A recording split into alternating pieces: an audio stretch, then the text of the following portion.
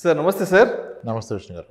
రాంప్రసాద్ గారు, ఇప్పుడు మ్యూచువల్ ఫండ్స్లో ఒక ₹1,00,00,000 కనుక ఇన్వెస్ట్ చేస్తే ఒక 12% లెక్కన తక్కువలో తక్కువ ఒక 12% అనుకుంటే పర్ఫెక్ట్ 6 ఇయర్స్కి డబుల్ అవుతుంది. అంటే 2 కోట్లు అవుతుంది. అదే 12 సంవత్సరాలకి 4 కోట్లు అవుతుంది. అవును, డబుల్ మీద డబుల్. ఎస్. సో ఈ 4 కోట్లలో ఒక 3 కోట్లు అనేది క్యాపిటల్ గెయిన్స్ అనుకుంటే, ఎస్ సార్, ఆ 3 కోట్ల మీద ఒక 10% ట్యాక్స్ కట్టాలి అంటే కట్టాలి. 30 లక్షలు కట్టాలి. 30 లక్షలు ట్యాక్స్ కట్టడం అంటే ప్రాణం ఒప్పుకోదు కదా. ఎట్లా 30 లక్షలు ట్యాక్స్ అంటే అమ్మో, అసలు అసలు అంటే ఆలోచించడానికే కాళ్ళు చేతులు వణుకుతున్నాయి కదా. మరి ఎట్లా ఈ ట్యాక్స్ని తగ్గించుకునే మార్గము, ఉపాయము ఏదన్నా ఉందంటారా? తప్పకుండా సార్. ట్యాక్స్ ఎవరు మనసొప్పు కట్టారు సార్. ఇప్పుడు శాలరీ మీద కట్టట్లేదు, 30% ట్యాక్స్ ఇన్కమ్ మీద మనసొప్పు కట్టరు. ఎస్, మీరు అన్నట్టుగా దీనికి ఒక ప్రొవిజన్ ఉంది. ఆ ట్యాక్స్ని పూర్తిగా జీరో చేసుకునే ప్రొవిజన్ ఉంది. మ్యూచువల్ ఫండ్ గెయిన్స్ని 0 days గెయిన్స్కి ఎటువంటి ట్యాక్స్ కట్టకుండా తప్పించుకునే ప్రొవిజన్ అయితే ఉంది. మ్యూచువల్ ఫండ్స్లో capital gains, equity gains, it's not just mutual fund. Tax కట్టకుండాను తగ్గించకుండాను మొత్తానికి ఒక కంప్లీట్గా 1983లో ప్రణబ్ ముఖర్జీ గారు ఫినాన్స్ మినిస్టర్గా ఉన్నప్పుడు ఇన్కమ్ ట్యాక్స్ యాక్ట్లో 54F అని ఒక సెక్షన్ పట్టుకొచ్చారు. ఆ సెక్షన్ ఎందుకు పట్టుకొచ్చారంటే, ఆ రోజు ఇండియాలో primary employment majorly in agriculture. 80లో ఇది 83 April 1 నుంచి ఇంప్లిమెంట్ అయింది ఈ section 54F. Primary source of income agriculture, second source of income is real estate, construction, building constructions. ఇవి అవే major. India was a agriculture driven country. Manufacturing, services ఏమి లేవు. అప్పుడు just push the further employment creation కావాలంటే real estate పెంచాలని చెప్పేసి ఒక provision ఇచ్చారు. సెక్షన్ 54F కింద ఏవైనా capital gains beat from equity, debt, gold jewellery మీద వచ్చిన గెయిన్స్ని ట్యాక్స్ కట్టకుండా సెట్ ఆఫ్ చేయడం కొరకు మీరు ప్రాపర్టీ కొనుక్కోవచ్చు అని చెప్పారు. రియల్ ఎస్టేట్ ప్రాపర్టీ కొన్న పక్షంలో మీకు ఈ గెయిన్స్ పే చేసిన అవసరం లేదన్నారు. అయితే మనకందరికీ తెలిసింది, ప్రాపర్టీ అమ్మితే వచ్చిన గెయిన్స్తో ప్రాపర్టీ కొంటే ట్యాక్స్ పడదు. That is section 54. This is section 54F. ఇక్కడ చిన్న తేడా ఉంటుంది. ప్రాపర్టీ అమ్మినప్పుడు మీరు కొన్నదానికన్నా మీకు వచ్చిన లాభాలు మాత్రమే వాడి ఇంకొక ప్రాపర్టీ కొంటే మీకు ట్యాక్స్ పడదు. ఇక్కడ మీరు పెట్టింది పైన వచ్చిన లాభం మొత్తం కలిపి ఇంకొక ప్రాపర్టీ కొన్న పక్షంలో మీకు ఈ క్యాపిటల్ గెయిన్ ట్యాక్స్ అనేది పడదు సెక్షన్ 54F కింద. సో ఇప్పుడు మీరన్న కేసులో ₹1,00,00,000 పెట్టి కన్జర్వేటివ్ 12% తీసుకుంటే 12 ఏళ్ళు పోతే 4 కోట్లు, 18 ఏళ్ళు పోతే 8 కోట్లు. 8 కోట్లు వచ్చినప్పుడు పెట్టింది ₹1,00,00,000 కాబట్టి 17 కోట్లు లాభం. సారీ, 7 కోట్లు అంటే ఆయనకి 7 కోట్లు లాభం కదా. 8 కోట్లు వస్తే 8 కోట్లలో అదే ఎవ్రీ 6 yearsకి డబుల్ అయిపోద్ది కదా. ఎక్కడికి పోయినా 7 కోట్లు లాభం. 7 కోట్ల మీద 10% అంటే 70 లక్షలు. ఆ రోజు ఇది కట్టకుండా ఉండాలంటే వచ్చిన 7 కోట్లతో కాదు, మీకు మొత్తంగా 8 కోట్లు ఉంది కదా, ఈ 8 కోట్లు పెట్టి కనుక మీరు ఒక ప్రాపర్టీ కొంటే ఇంకా ఈ ట్యాక్స్ కట్టాల్సిన అవసరం లేదు. అంటే మూలధనాన్ని కూడా కలుపుకోవాలి. ప్రొసీడింగ్స్ అంటారు, సేల్స్ ప్రొసీడింగ్స్, సింపుల్ టైం మొత్తం కలుపుకుంటే ఇంకా ట్యాక్స్ కట్టాల్సిన అవసరం లేదు. గుడ్ కదా.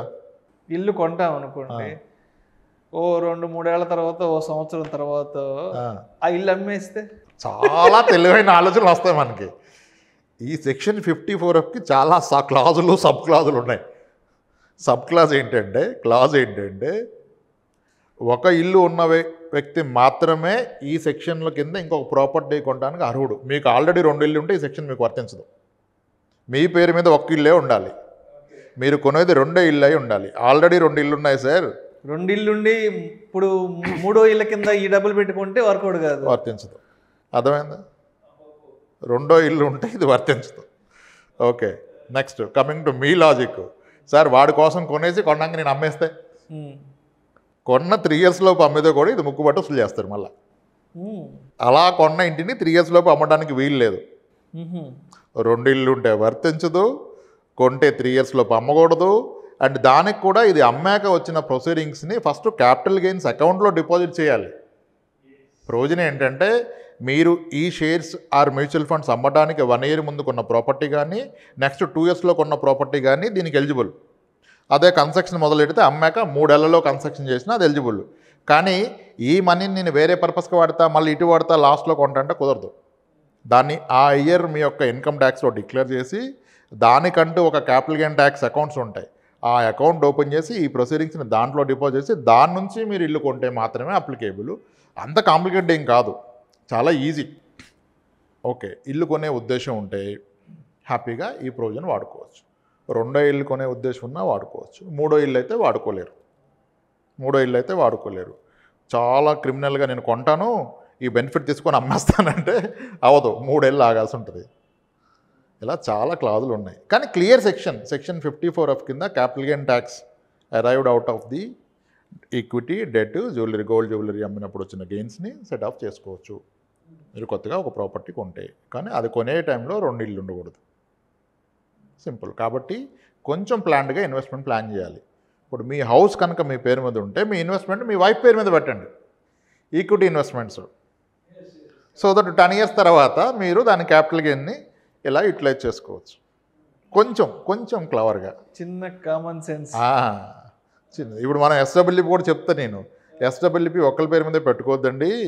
₹1,00,00,000 పెడతాను, నెలకి 50,000 అంటే ఒకరి పేరు మీద వద్దు, ఇద్దరి పేరు మీద 50 లక్షలు పెట్టి ఆమె 25 మీరు 25 తీసుకోండి. అప్పుడు పర్ ఇయర్ మీకు ఎస్డబ్ల్యూపీ నుంచి 3 lakhs అవుతుంది. 3 lakhsలో ఎంత మార్కెట్ ఉరికినా ₹1,00,000 గెయిన్ ఉండదు. కాబట్టి up to 1 lakh gain in financial year is non taxable. కాబట్టి ట్యాక్స్ ఫ్రీ అయిపోద్ది ఎస్డబ్ల్యూపీ అని చెప్తా.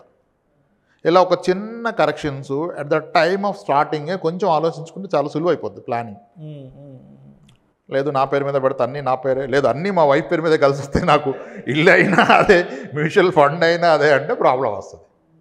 ఇలా చూసుకొని పెట్టుకోవాలి. Yes, clearly there is a section called 54F. Capital gains arising out of the equity or mutual funds can be set off by buying. So మొత్తానికి ఇలాంటి ఆర్థిక వ్యవహారాలలో కొన్ని మినహాయింపులు, కొన్ని బెనిఫిట్లు ఉండాలంటే కొన్ని భార్య పేరు మీద కూడా కొన్ని ఇన్వెస్ట్మెంట్స్ అనేవి, అదే ఆ ప్యాటర్న్ చూసుకోండి. ప్రోడక్ట్ని బట్టి కాస్త ఆలోచించుకొని చేసుకోవచ్చు. ఓకే. సో ఇప్పుడు ఫ్రీక్వెంట్లీ ట్రాన్స్ఫర్ జాబ్ ఉందనుకోండి, వాళ్ళకి చాలా మెచ్యూర్డ్గా దే డిసైడెడ్ మేము కొనం ప్రాపర్టీ, రిటైర్మెంట్ అయినప్పుడు కొంటాం, ఎందుకు ఇప్పుడు ఎవడో ఉండడానికి మాకు ఎందుకు ప్రాపర్టీ, మేము అయ్యాక ఉంటామన్న క్లారిటీ ఉందనుకోండి, వాళ్ళు హ్యాపీగా ఇన్వెస్ట్ చేసుకొని ఈ డబ్బులన్నీ తీసి డైరెక్ట్గా ప్రాపర్టీ ఏ ట్యాక్స్ పెట్టకుండా కొనేయచ్చు. అద్భుతం కదా, సెట్ అయిపోతుంది. That's what 54F. Yes sir. So మీ 70 లక్షలు సేవ్ చేశారు, లేదా మీ 30 లక్షలు సేవ్ చేశారు, మీరు పార్టీ ఇవ్వండి నాకు. Right sir. Thank you so much Ramprasad గారు. ఈ క్యాపిటల్ గెయిన్స్ మీద ట్యాక్స్ కట్టకుండా ఉండేందుకు ఎటువంటి సెక్షన్ మనకు అందుబాటులో ఉంది అన్న అంశం గురించి చాలా చక్కగా మీ విశ్లేషణ, మీ వివరణ మన ప్రేక్షకులకు తెలియజేస్తే thank you so much sir. Right అండి విష్ణు గారు.